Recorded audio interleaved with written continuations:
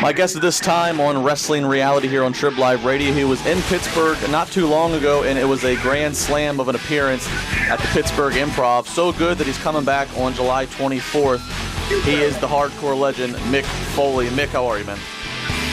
Hey, I'm doing great, and you're right, it was a grand slam. And, the show sold out very quickly, and I had a choice between adding a second show that night and coming back another time. And because I meet with every fan who wants to meet me after the show, it just it would have taken away from my ability to hang out and sign and take photos and things. So I said, I'll just come back when I'm in the area again. So that's July 24th.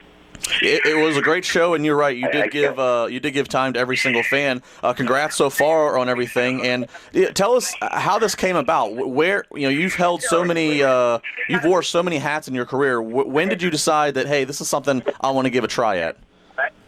Well, I had a chance after the success of my first book in 1999 to talk to a bunch of colleges. I mean, all of a sudden, like having a successful book made me a credible college speaker. And I did it off and on. I would just, maybe do 5 1 year, a dozen the next year. And after 7 years, it just kind of dried up. And so when somebody asked me about, taking a shot at the comedy stage, I was like, yeah, why not?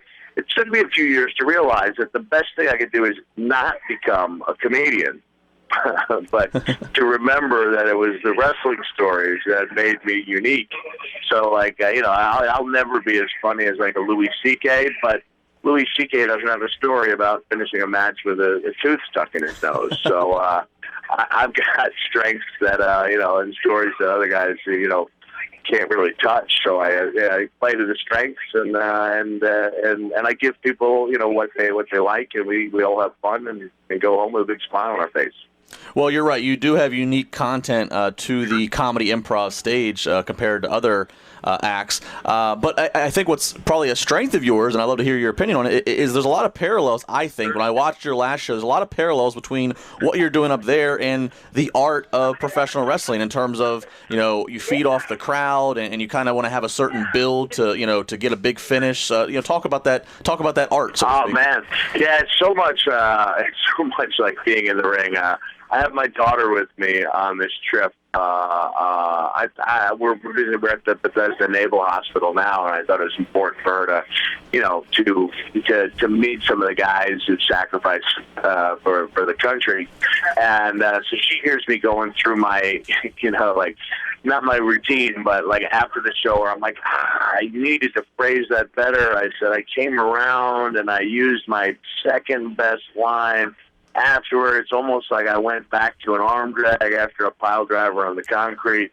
And then last night, I really felt like I hit a home run, so you feed off the crowd and you see what's working and what's not. You kind of change things on the fly. You have some ideas and you have some stories you're going to tell, but every night's a little bit different. I threw in a couple of lines that were just off the cuff, and I was like, man, all those worked out great. Those are keepers. And so, as good as the show went in Pittsburgh the last time, I think fans can look forward to an even better show in July. Talking to Mick Foley, see him in the Pittsburgh Improv on July 24th, and you can follow him on Twitter at @RealMickFoley. Mick, while we have you, if we can get a little bit of wrestling talk in there as well. You're such a student of the game. I think anybody that talks to you for a minute will figure that out quickly. WWE touts a lot about the NXT Performance Center, the NXT developmental in the entire developmental brand.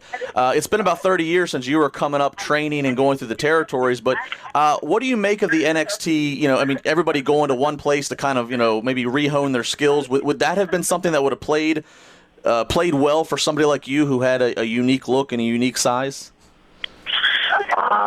Yeah, I'm not sure. I was just telling my daughter how fortunate I was that I was trained by Dominic Panucci in, the Pittsburgh area. I went to Freedom, PA in Beaver County 3 out of every 4 weeks of my, the last 3 semesters.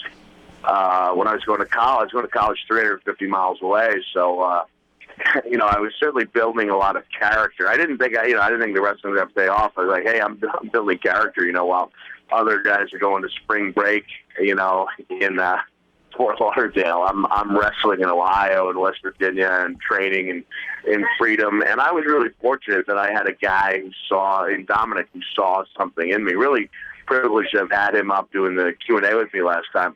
I don't know how I would have fit in at the Performance Center. I think they're doing an outstanding job. I mean, by virtue of the fact that they're bringing in people who do have different looks, like a Bray Wyatt, who breaks the mold of what a WWE superstar is supposed to look like, and how they comb the independents and they find the great wrestlers like Daniel Bryan and CM Punk was someone I recommended to them 10 years ago after seeing him on the independents. And now that I'm out, I'm not officially with WWE, but it might as well be. When I do this visit with the troops, not one guy is going to think of me as Mick Foley,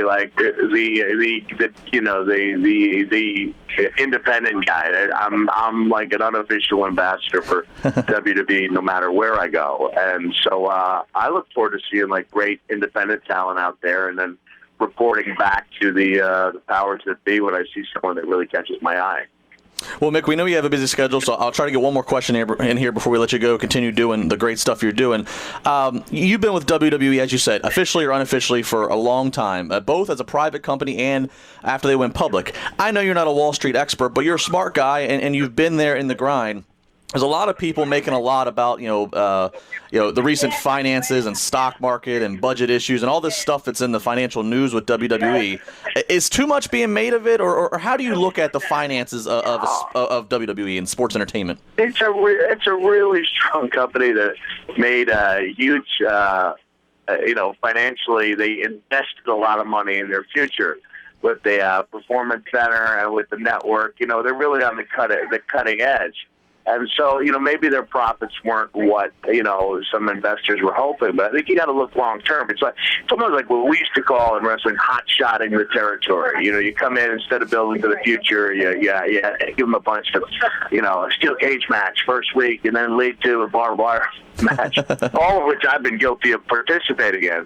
But I really, I'll tell you, I'm putting my money where my mouth is. When I saw that precipitous drop in stock, I called my guy and I said, I bought a lot of stock.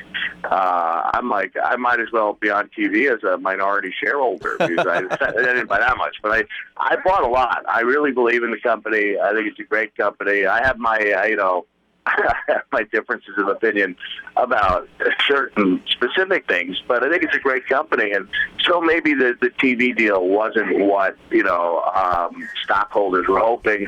Maybe the network didn't catch on as quickly as, as the company had hoped. In the long run, they've really set themselves up well for the future. The NXT is producing some amazing wrestlers and matches. And I am not a stock expert, but I bought. Well, that's all we need to know. That's the financial tip I'm taking. Foley's buying, then we're all buying. Foley's, you don't hear the word conservative attached to me very often, but as far as being an investor, I'm very conservative. I don't just jump out and speculate on stocks, but I don't think I'm speculating. I think it's a really strong company with. That's going to see huge growth in the next few years, and I am bullish on WWE. Well, I figured you made them money with a sock. The least a week I could do is get your financial analysis of the situation now. July 24th, Pittsburgh Improv. Come out and see Mick Foley. I can personally endorse and say you're going to have a great time if you're a wrestling fan. And if I could just give people a warning, yes. Can I do this? Go ahead. Buy the tickets because they will sell out. Yes. And then people, when you come back to Pittsburgh, it's like, I was just there twice. So buy them. Not every city. It's not really great to be in every city that I claim it's great to be in because that's my deal. But it is great to be in Pittsburgh, and we're going to have a great night, and I hope you guys will be there. I'd say if you keep this up, Pittsburgh's going to turn into Vegas. We're just going to sign you up for a whole month stay. So follow him on Twitter at Real Mick Foley. Mick, it's always great talking to you. Thanks for talking, and look forward to seeing you when you get back in town. All right. Have a nice day. Thanks, Mick.